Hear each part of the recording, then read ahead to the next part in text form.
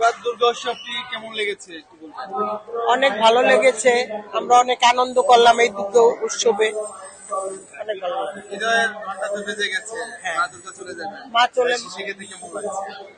এখন তো অনেক মানে দুঃখ লাগতেছে, মা চলে গেছে আমাদেরকে ছেড়ে 9:42, কিন্তু মা আমাদেরকে অনেক আশীর্বাদ করে গেছে, সবাই যেন ভালো থাকে। বিজয়ের বেলা তার কাছে কি বলার বাকি আছে? বিদায়ের বেলার মার কাছে একটাই, সবার মঙ্গলের জন্য, সবাই দেশবাসী সবার যেন মঙ্গল করে, সবাই যেন ভালো থাকে। বিজয়ের আগ মুহূর্তে আপনারা সবাই সিঁদুর পরেন একসাথে, এটা কি কারণে বা এটা কেন পরেন? এটা স্বামীর মঙ্গলের জন্য আমরা সবসময় সিঁদুর পরি, আর স্বামী এবং সন্তান সবাই যেন ভালো থাকে, এর জন্যই সিঁদুর থাকা। ঠিক আছে,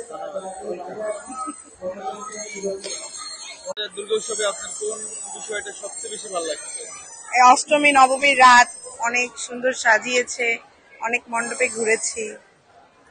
পূজা মণ্ডপ গুলা আমরা কয়েকদিন যাবত এই জায়গাটায় আছি এবং দেখছি বেশিরভাগ মেয়েরা তাদের বয়ফ্রেন্ড নিয়ে এই জায়গা আছে।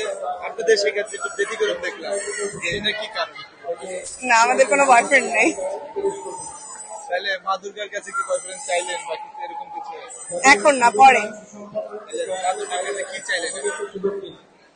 সবাই জানি সুস্থ থাকে, আমার সামনে জানি ভবিষ্যৎ ভালো হয়, এই কামনাই করলাম। মা দুর্গার তো বিজয় ঘন্টা বেজে গেছে, সবাই সিঁদুর খেলায় ব্যস্ত আছেন। এই খেলাটি আপনাদের কাছে কেমন লাগে? ভালো লাগে, আনন্দের মধ্য দিয়ে মাকে বিদায় জানানো, এটাও একটা আনন্দের, আবার সামনের বছরের জন্য অপেক্ষা। বিজয়ের আগ মুহূর্তে দেখা যায় মন্দিরগুলোতে মা দুর্গাকে বিদায় দেওয়ার আগ মুহূর্তে সব মেয়েরা নাচ গানে মেতে ওঠে।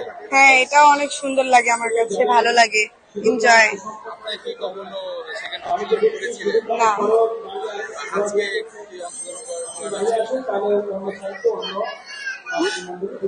কোথা থেকে এসেছেন? এই যে হাইকোর্ট থেকে এসেছে। নাম কি আপনার? প্রমিতা। ঠিক আছে।